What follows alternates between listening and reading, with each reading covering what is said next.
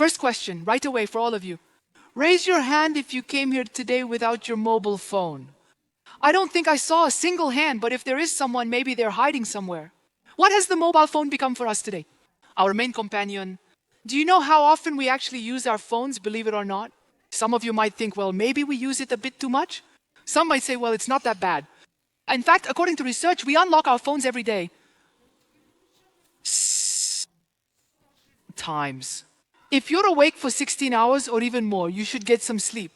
If you're awake for 16 hours, that means that in every 10 times you unlock your phone, or every 6 minutes. But that's not all. It's not just that we unlock our phones. When we unlock our phones, what do we start doing? We start tapping, we start searching for something, and our tapping and searching is far more frequent than just unlocking the phone. On average, we tap 236, 17 times. That's like during your waking hours, tapping, you know what, every 22 seconds.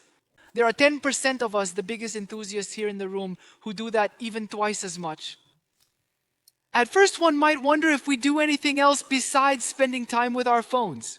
And then you might ask yourself, what does that have to do with today's topic? Well, welcome to the digital age of sales. A world of sales where absolutely everything is just a click away. With a click, you can order food. With a click, you can book a service. With a click, you can...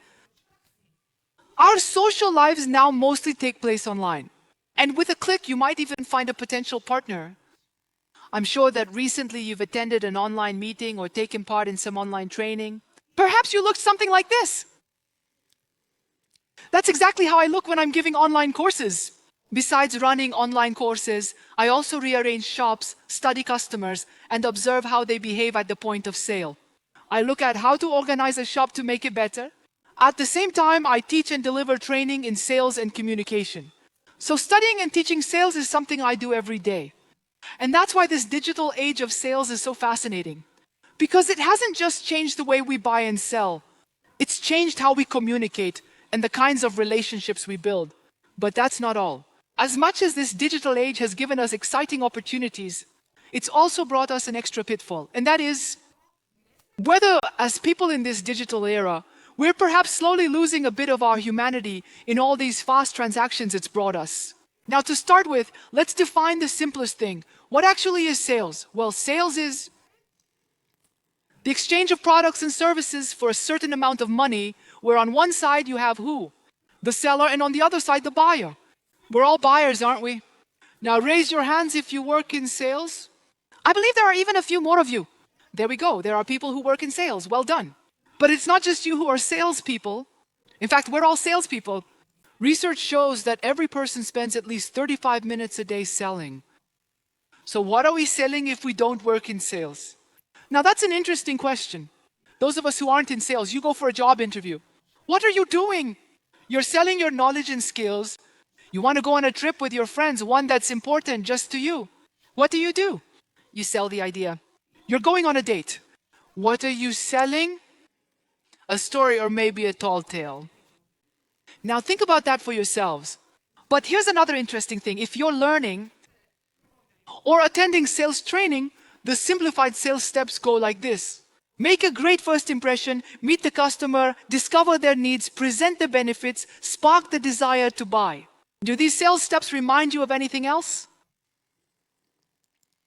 If you thought of it, sales and seduction follow exactly the same steps.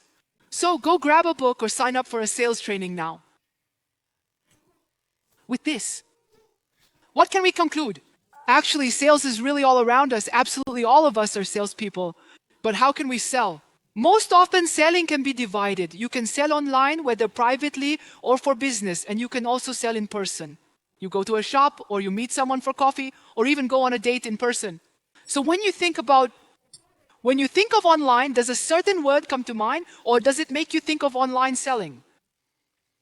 The first thing that always comes to my mind is that online sales are convenient. It's a quick, simple, and practical transaction.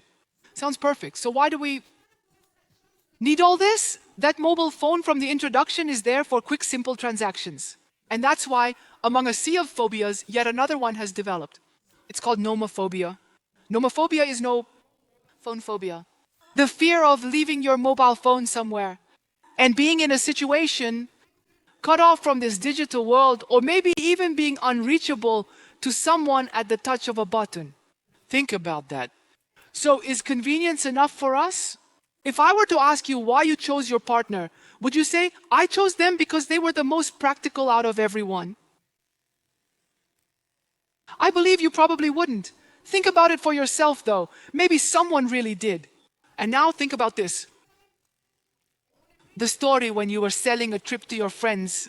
I believe that if you managed to sell that story, you spoke about it with passion and were truly in love with it, so you could sell it. And this brings us to a new dimension in sales, which is emotions. But what are emotions, really? Emotions are our internal experience of things from the outside.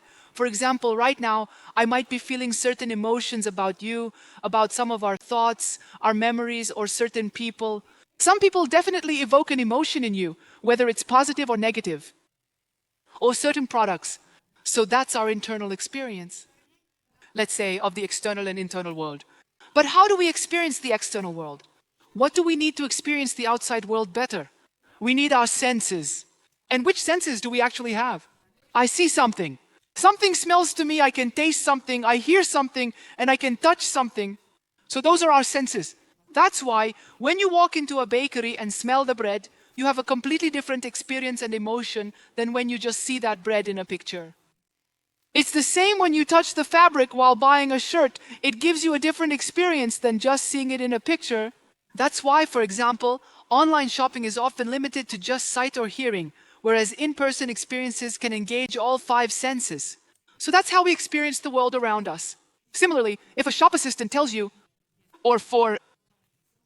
it's still a different experience than if you'd just seen it on a shelf somewhere. So why are emotions so important to us? Believe it or not, most of our decisions are made purely based on emotions. Do you know how many decisions we make in a day? We make 35,000 decisions every single day. For those of you who think you're indecisive, maybe you're not that indecisive after all. Why else are emotions important? If a salesperson leaves a deeper impression on you, when selling a product, you're more likely to buy it. If a product gives you a positive feeling, you'll usually become loyal to it and use it more often. It's the same with relationships between people. If certain people make you feel positive emotions, you'll be loyal to those relationships and build long-term connections. Now, someone might ask themselves, why is this even important to me? Why are long-term relationships important to me? Well, a Harvard study showed that it's precisely long-term quality relationships that directly affect, do you know what? Our happiness. So relationships are extremely important, but selling or seduction is the process. If we want long-lasting relationships, we need some emotion and loyalty to even reach that point. These days, what do we often focus on? On transactions, on speed, on convenience. And where does that lead us? It leads us to transactional relationships, or in other words, short-term ones. Practicality isn't a bad thing, it's just that emotions always tend to outweigh practicality. How can we actually enhance those emotions through our senses? What's interesting, when you think about sales, I can guarantee you that for everyone, for something to sell, a long-term relationship should be the goal. And when it comes to personal relationships, think for yourself which of these 2 things you ultimately choose. How can we strengthen emotions? Precisely through our senses. Amplify all 5 senses as much as possible so that the emotion becomes even stronger.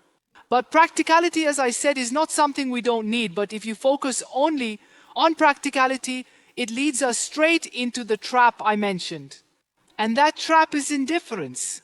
If you focus only on practicality, if something is just a quick and simple transaction, you end up with indifference. And that's the point where, in today's digital age of sales, the human element disappears. Now, if you're buying a car and you have a family, is it practical to buy a family car? It is. But at the same time, you could have bought a car that every time you sit in it brings out a fantastic emotion. I really love driving this car. I genuinely enjoy, for example, this car. So what have you combined then? Practicality and emotion?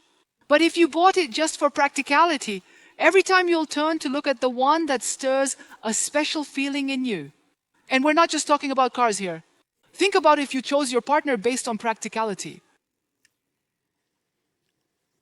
If someone asks you if you chose a car just because it's practical, and someone asks, what kind of car do you have? You'll often reply, well, it's okay. It gets me from A to B.